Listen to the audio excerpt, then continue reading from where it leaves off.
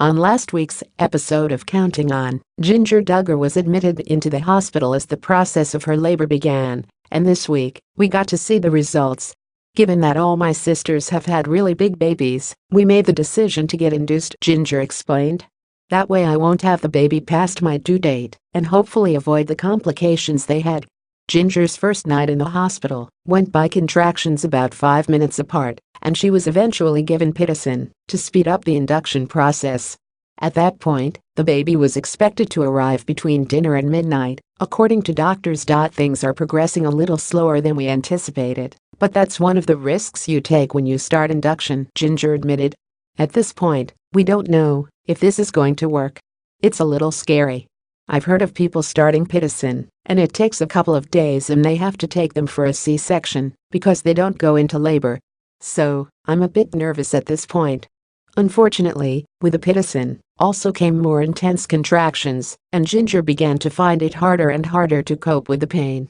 Eventually, she opted to get an epidural. I think just looking at everyone's birth plans, you just have to decide what works best for you, she said.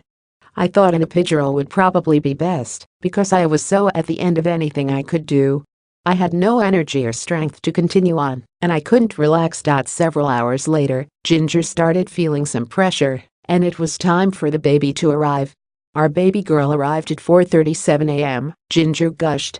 Clearly, this was several hours after the estimated time, but once little Felicity Nicole was born, it didn't matter.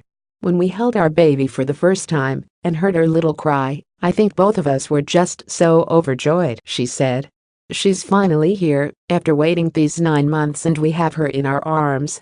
It's incredible. Meanwhile, Ginger's husband, Jeremy Vuolo, was in absolute awe of his wife. Seeing how strong she is, and how incredible that whole effort was, and what she's done, and what she's been carrying in her body for 9 months just gives me a greater appreciation for her, and my mom, and for women, Jeremy raved. She was just incredible.